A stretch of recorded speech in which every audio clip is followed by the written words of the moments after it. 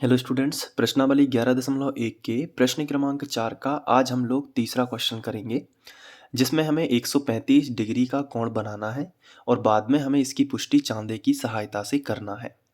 तो चलिए हम लोग 135 अंश का कोण बनाते हैं। तो इसके लिए सर्वप्रथम हमें एक किरण खींचनी होगी। तो यहाँ पे हम एक किरण खींच लेते हैं। इस तरीके से एक किरण खींचेंगे, कितने भी सेंटीमीटर की आप किरण खींच सकते हैं। तो यहाँ पे कोई नापना ज़रूरी नहीं होता।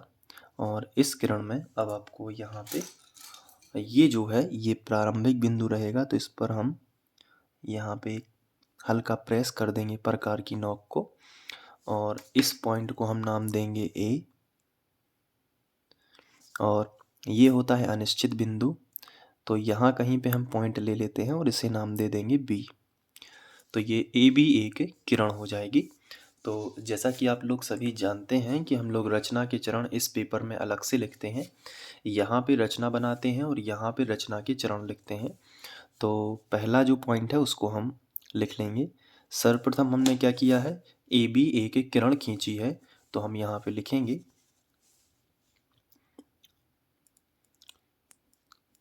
सर्वप्रथम ए बी एक किरण खींची।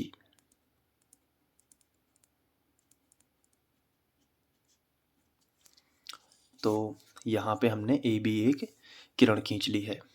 अब इसके बाद हम क्या करेंगे, तो आंसर है हम प्रकार को उठाएंगे। तो ये उठा लिया हमने प्रकार। अब प्रकार में आपको क्या करना है, कोई भी त्रिज्या आप ले सकते हैं, लेकिन जितना प्रकार आप शुरू में खोल लेंगे फिर उतना ही खुला रखना है 1-2 स्टेप तक। देखिए ये प्रकार हमने खोल के रख दिया है। अब ये जो प्रकार है आप अपनी मर्जी से खोलिए, ज़रूरी नहीं है कि जितना मैंने खोला है उतना ही आप खोलें। आप थोड़ा और बड़ा खोल सकते हैं और जितना आप यहाँ पे अपनी मर्जी के अनुसार खोलेंगे, ठीक है। तो अब इतना प्रकार खोल के आप बिंदु ए को केंद्र मानोगे। ये कोई भी त्रिज्या है, कोई भी त्रिज्या लेकर हम बिंदु ए को केंद्र मानेंगे। तो बिंदु ए को केंद्र मानकर कोई भी त्रिज्या लेकर एक वृत्त का जो है चाप लगा देंगे इस तरीके से। तो हम एक वृत्त का चाप लगाएंगे और यहाँ पे जो पॉइंट मिला है इसको हल्का सा प्रेस करेंगे और ये जो पॉइंट है ये हम इसे डी मान लेते हैं, ठीक है। तो ये जो पॉइंट है वो डी है। तो ए को केंद्र मानकर और कोई भी त्रिज्या ली है हमने, कोई भी अपनी मर्जी से। तो ए को केंद्र मानकर कोई भी त्रिज्या लेकर हमने क्या किया है, एक वृत्त का चाप लगाया है जो किरण ए बी को डी पर मिलता है। तो यही भाषा हम यहाँ पे लिखेंगे रचना के चरण में।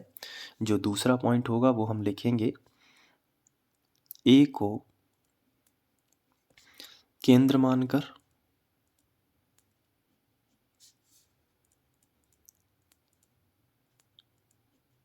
कोई भी त्रिज्या लेकर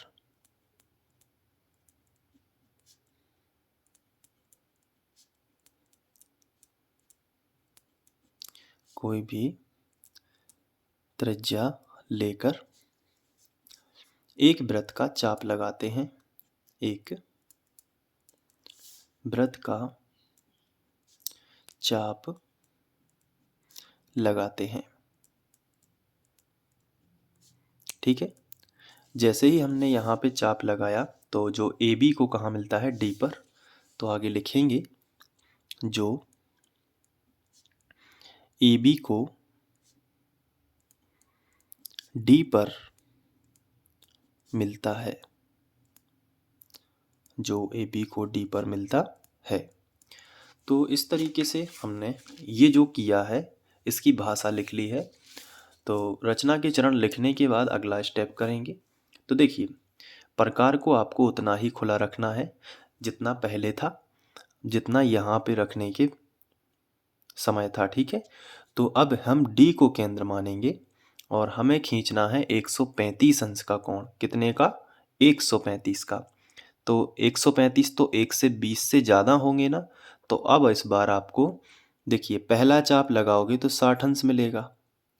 फिर इसके बाद आपको बड़ी सावधानी से यहाँ पे रखना है प्रकार की नोक। अब आप दूसरा चाप लगाओगे तो 120 मिलेगा, यहाँ पे मिलेगा 120। लेकिन हमें तीसरा चाप भी लगाना पड़ेगा क्योंकि 120 के तो आगे ही होता है 135। तो अब हम लगाएंगे तीसरा चाप जो यहाँ कहीं मिलेगा, ये देखिए यहाँ मिलेगा। तो ये हमने लगा दिया तीसरा चाप। तो 3 चाप हमने लगाए। तो यहाँ पे क्रमशः बिंदु दे देंगे जैसे ई एफ जी।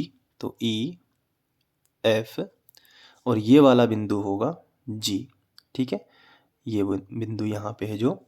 तो अब इस तरीके से हम अब रचना के चरण में लिखेंगे। क्या लिखेंगे देखिए मैं पहले बता देता हूँ। डी को केंद्र मानकर, देखिए हमने क्या किया है, डी को केंद्र माना है और वही त्रिज्या लेकर उसी त्रिज्या के साथ जो पहले ली थी, ए को केंद्र माना था जिस टाइम पे, तो वही लिखना है कि डी को केंद्र मानकर उसी त्रिज्या के साथ हमने 3 चाप इस तरीके से लगाए जो हमारे पहले वाले चाप को ई एफ और जी पर प्रतिच्छेद करते हैं, ठीक है। ई पर, एफ पर और जी पर प्रतिच्छेद करते हैं। तो पहले वाले चाप पर ही ये प्रतिच्छेद कर रहे हैं ना, तो इसलिए हम भाषा में क्या बोलेंगे कि डी को केंद्र मानकर उसी त्रिज्या के साथ हमने क्रमशः 3 चाप लगाए जो पहले वाले चाप को ई एफ और जी पर प्रतिच्छेद करते हैं। तो चलिए ये यहाँ पे लिख लेते हैं।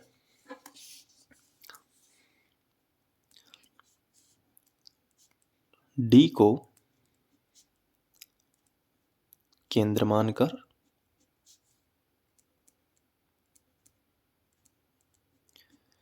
उसी त्रिज्या के साथ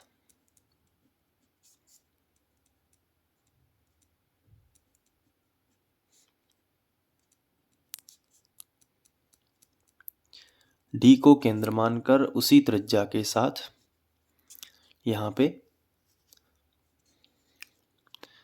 3, या आप क्रमशः भी लिख सकते हैं साथ में, क्रमशः 3 चाप लगाए जो पहले वाले चाप को, जो पहले वाले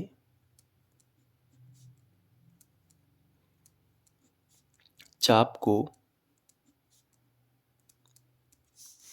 ई एफ तथा जी पर मिलते हैं, ई एफ तथा जी पर मिलते हैं। ये देखिए ई एफ और जी पर मिलते हैं। अब क्या करोगे, अब ए को ई एफ और जी से मिला सकते हैं। तो चलिए मिला देते हैं। सबसे पहले हम ए को मिलाएंगे ई से। तो ये देखिए हमने ए को ई से मिला दिया। अब हम ए को मिलाएंगे ए से, सॉरी एफ से। तो यहाँ पे ये हमने मिला दिया। अब ए को मिलाएंगे जी से, तो यहाँ पे जो पॉइंट है वो हमें मिलाना पड़ेगा। तो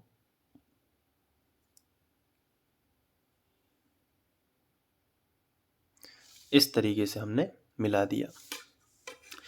अब हम क्या करेंगे, थोड़ा सा कैलकुलेशन यहाँ पे करेंगे और वो आपको भी देखना है। देखिए हमें खींचना है 135 अंश का कोण। तो अब इसका हिसाब हम यहाँ पे लगाएंगे। देखिए मैं पेंसिल से बना देता हूँ। ये हो जाएगा 60 अंश। पहला जो है, पहला कोण कितना बनता है, 60 अंश।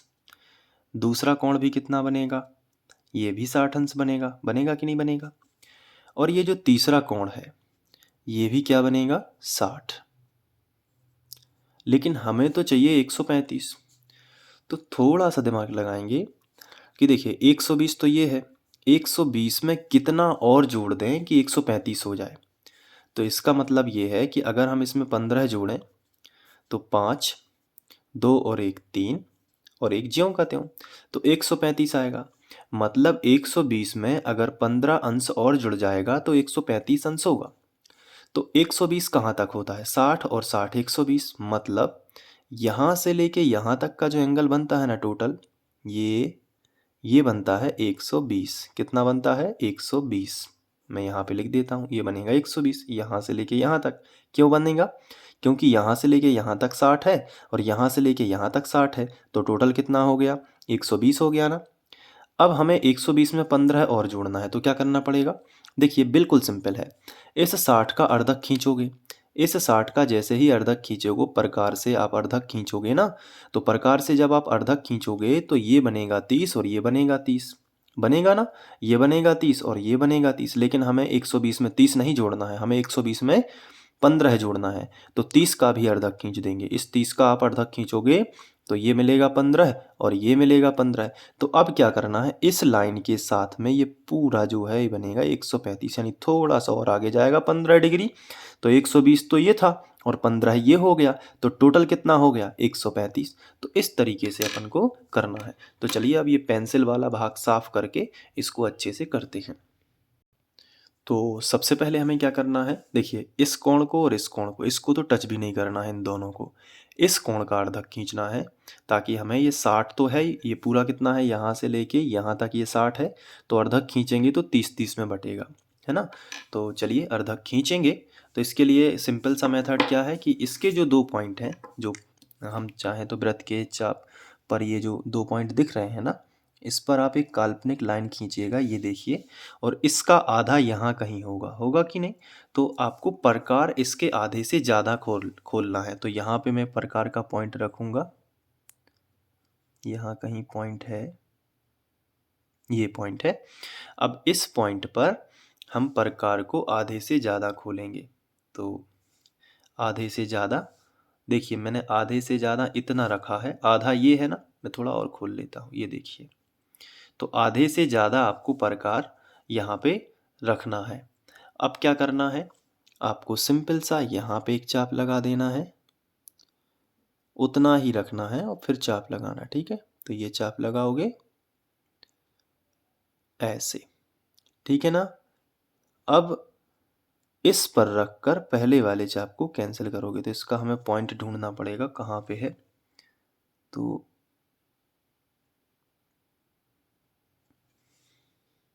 तो ये देखिए पॉइंट हमें मिल गया है। अब इसको कैंसिल करोगे तो जैसे ही ये कट होगा ना, तो यहाँ पे एक पॉइंट आएगा, बड़ी ही बारीकी से इसी पर प्रकार की नोक रख के इसको प्रेस करना है, ठीक है। तो इसको हमने प्रेस कर दिया। अब ये जो पॉइंट है इसको और ए पॉइंट को मिलाएंगे, तो यहाँ पे हम इसको मिला देते हैं। आप एग्ज़ाम में जो भी पेंसिल लेकर जाओगे ना, वो उसकी जो नोक है बहुत पतली होनी चाहिए ताकि गलतियाँ ना हो। इसलिए ध्यान रखोगे आप जब भी पेंसिल लेके जाओगे तो उसकी जो नोक रहेगी वो बिल्कुल पतली लेकर ही जाना है आपको। ये देखिए, तो ये वाला एंगल कितना हो गया बताइए? तो ये वाला है ना, ये वाला एंगल 30 अंश हो गया, ये वाला भी कितना हो गया? 30। तो लेकिन हमें 120 में तो 15 जोड़ने हैं, तो इस 30 का यहाँ से लेके यहाँ तक जो 30 है ना, इसका आधा करेंगे तो 15-15 मिलेगा। तो इसका आधा खींचने के लिए हमें यहाँ पे एक पॉइंट बनाना होगा। कहाँ पे? यहाँ पे। तभी तो हम F और इस पॉइंट का आधे से ज़्यादा लेंगे। तो यहाँ पे हमने एक पॉइंट बना दिया, ठीक है। ये देखिए, अब इसको हम कुछ नाम भी दे सकते हैं, जैसे मैंने नाम दे दिया P। तो अब F और P का आधे से ज़्यादा कहाँ होगा? तो देखिए इसको करने के लिए F और P को एक लाइन से मिलाएंगे, ठीक है। F और P को एक लाइन से मिलाएंगे, ऐसे काल्पनिक लाइन। इसका मध्य यहाँ कहीं होगा, तो प्रकार को इसके मध्य से ज़्यादा खोलना है। यानी ये देखिए, ये इसका आधा हो गया, आधे से ज़्यादा खोलना है। ये आधे से ज़्यादा हमने खोल लिया, इतना, ठीक है। आधे से ज़्यादा खोल के अब यहाँ पे इस तरीके से चाप लगाना है और एफ पर रखकर, एफ जो है ना पॉइंट, इस पे रख के इस तरीके से चाप लगा देना है। तो देखिए ये दोनों पॉइंट कहाँ पे, यहाँ पे क्रॉस होंगे ना, तो यहाँ पे अपन एक बहुत ही सावधानी से एक प्रकार का साइन बना देंगे, यानी कि यहाँ पे जब दोबारा प्रकार रखेंगे तो इसी पॉइंट पर आए। ये देखिए, तो अब क्या करेंगे, ए को भी इससे मिला देंगे। तो अब रचना के चरण लिखना जरूरी हो जाता है, इसलिए मैं रचना के चरण लिखूंगा। देखिए हमने ए को कहाँ तक हमने लिखा था, ए को जी से, ये एफ से और ई से मिलाया था ना।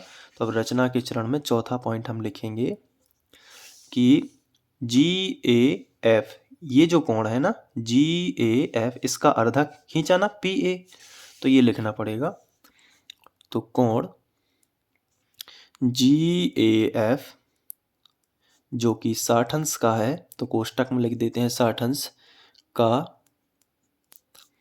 कोण समद्विभाजक, कोण समद्विभाजक,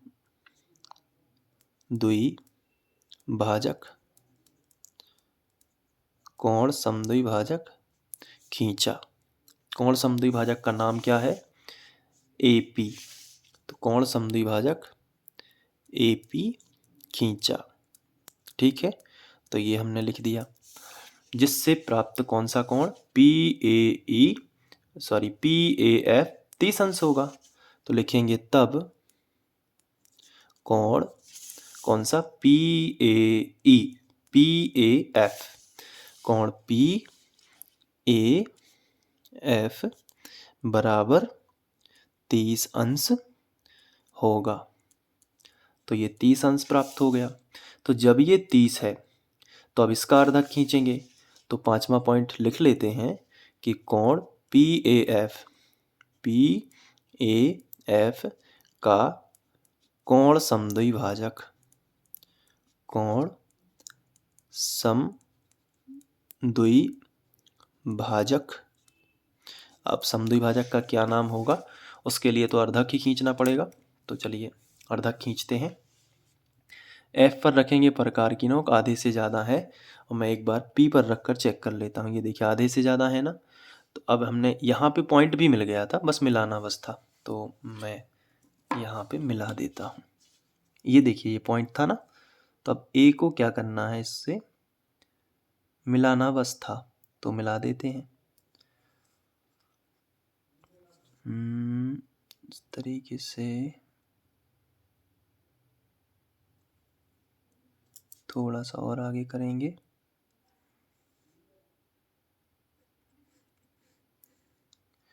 ये मिला दिया, थोड़ा सा मिस्टेक हो गया, यहाँ पे आना था।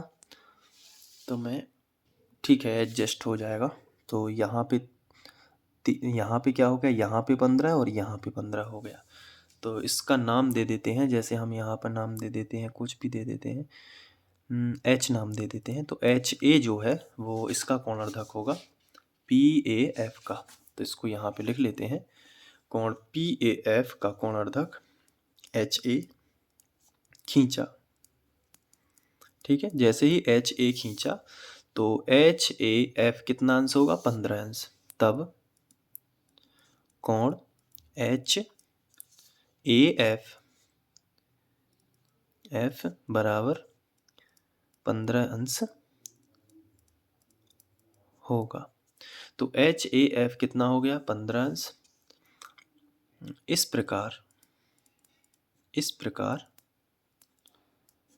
अब देखिए टोटल एच ए डी, देखिए ये 60 है, ये 60 है और ये है 15 है। तो इस प्रकार अगर एच ए एफ, अगर तीनों को जोड़ेंगे, कोण एच ए एफ प्लस, अब इसको जोड़ेंगे एफ ए ई, कोण एफ ए ई प्लस, अब इसको जोड़ेंगे ई ए डी प्लस कोण ई ए डी।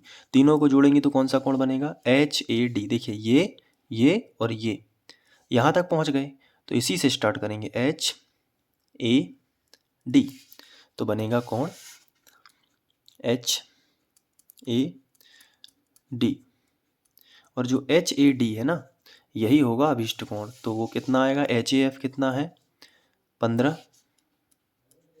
एफ ए कितना है, एफ ए 60 और प्लस ई ए डी कितना है 60 बराबर कोण एच ए डी। 60 और 60 120 और 120 और 15 कितने होते हैं 135। तो 135 अंश बराबर कोण एच ए डी। तो इस प्रकार 135 अंश के कोण की रचना होती है। ठीक है, अब इसको चांदे की सहायता से नाप लेते हैं। तो इसके लिए ये है चांदा। अब इसको यहाँ पे रखते हैं। ये वाला जो पॉइंट है, मैं आपको थोड़ा बता दूँ, ये वाला जो पॉइंट होता है ना, वो यहाँ पे रखना होता है, और ये वाली जो लाइन होती है ना, वो यहाँ पे होने पड़ती है। तो दोनों को साथ में रखेंगे, इसको भी मिला देते हैं और इसको भी मिला देते हैं। अब आप देखिए कि 135 है कि नहीं है, इसको आपको देख के बताना है। तो H वाला पॉइंट आपको देखना है, H वाला पॉइंट ही 135 है। तो आप देखेंगे कि H वाला जो पॉइंट है, एच ए डी कोण, एच ए डी, ये 105 है कि नहीं, 135 है कि नहीं। ठीक है, तो 130 और 140 के बीच में ये पॉइंट गया ना 135, है ना। तो ये 135 डिग्री का चांदे की सहायता से हमने पुष्टि भी कर ली है। अब आप चाहो तो इसे अच्छे से नोट कर लेना रचना के चरण के साथ। तो ये बनेगा अभिष्ट 135। तो अब रचना के चरण में आपको एक बार दिखा देता हूँ, ये देखिए। तो इनको अच्छे से नोट कर लीजिएगा। ठीक है, अब इसको अच्छे से एक बार प्रैक्टिस आप खुद से करिए। तो हमने प्रश्न क्रमांक 4 भी निपटा दिया है। तो अच्छे से प्रैक्टिस करते जाइए, कोई भी चीज़ कठिन नहीं होती है। प्रैक्टिस अभ्यास ही मनुष्य को पूर्ण बनाता है। जितना ज़्यादा आप अभ्यास करते जाओगे उतना ही सफल होगे। तो चलिए मिलते हैं 5वें क्वेश्चन में। Thank you.